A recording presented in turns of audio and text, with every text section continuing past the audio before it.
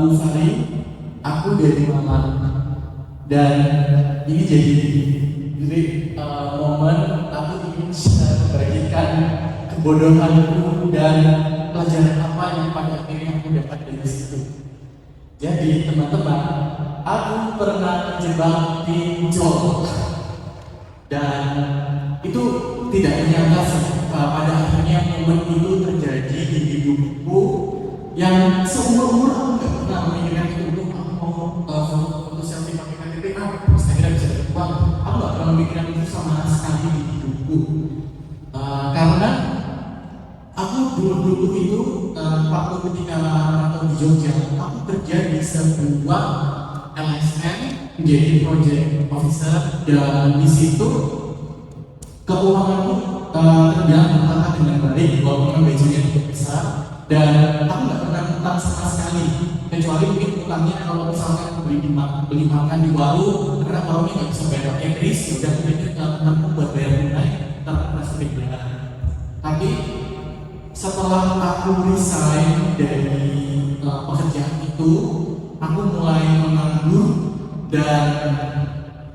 mencoba apply kerja berkali-kali bermacam-macam aku coba sampai akhirnya aku untuk pegangan hidupku waktu itu akhirnya semakin sedikit dan akhirnya di suatu momen akhirnya aku sudah dapat uang lagi tapi ketika itu juga aku berpikir aku nggak mau pulang ke Malang karena aku merasa kayak aku masih bisa kok karena malu masa pulang-pulang ke Malang dan bukan dapat hiburan sampai akhirnya ketika disitulah aku mulai tergoda untuk foto selfie pakai KTP dan dari situlah momen pertama itu terjadi karena pada awalnya masih bisa bayar mungkin sampai akhirnya ketika pemasukan belum ada atau tadi masuk kerja kita belum dapat kerja full time mulai coba lagi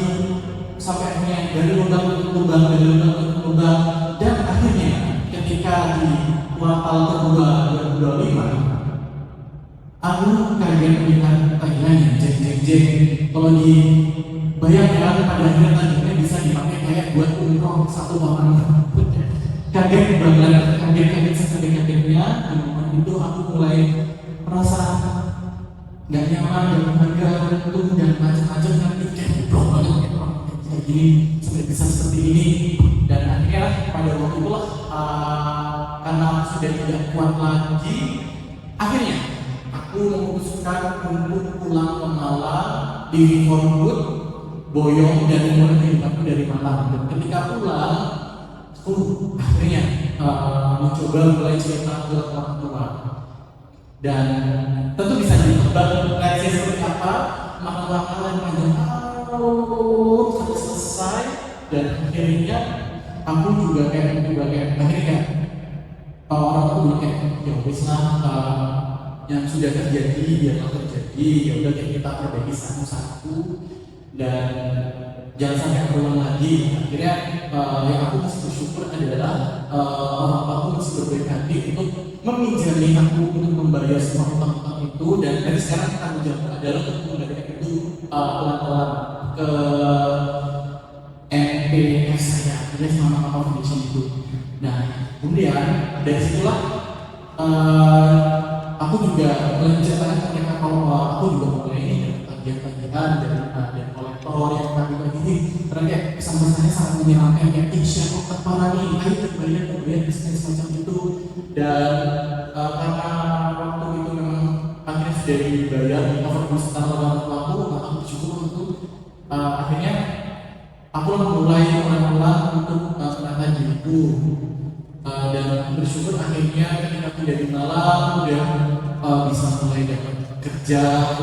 remote kemudian mulai memperbaiki diri dan berbagai hal yang mungkin tidak pernah aku lakukan sebelumnya di Jogja dan setelah itulah aku semakin menyadar bahwa karena waktu itu juga sebelum aku terus bilang ke orang tua aku sempat ke lembaga kayak semacam konsultan tentang orang utang-utang gitu dan di sini dia cerita kalau sebenarnya kamu ini ternyata kamu walaupun kamu pernah utang kamu tetap punya hak loh sebagai seorang konsumen apa yang perlu dihadapi seperti ini, apa yang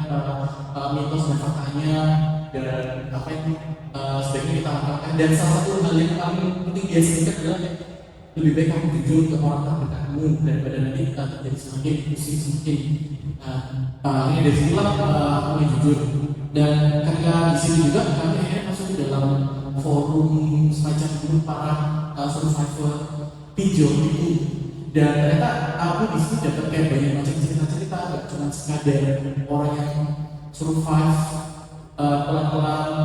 karena gak ada uang karena lagi dijual, tapi dia salah strategi dari lembaga juga, ada juga buat bayar orang tua atau bayar orang tuanya, terus kemudian untuk bayar utang, tapi dia salah strategi dan macam-macam cerita. Dan dari saya juga aku coba semakin apa ya kayak melihat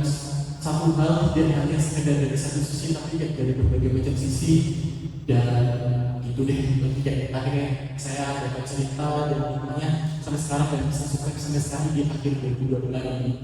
Jadi teman-teman, jangan teman-teman uang. Dan satu hal yang paling aku dapat adalah kita nggak apa kok ngaku kalau ternyata kita sedang nggak baik-baik saja, nggak apa kalau nggak merasa kuat. Kita nggak apa minta pertolongan, nggak apa untuk minta dukungan kalau memang kita sudah tidak bisa kuat, dan itu sah-sah saja karena ya kita nggak bisa hidup sendiri di dunia ini. Jadi itu sih aku merasa itu deh teman-teman, cerita aku share-nya. Kita masih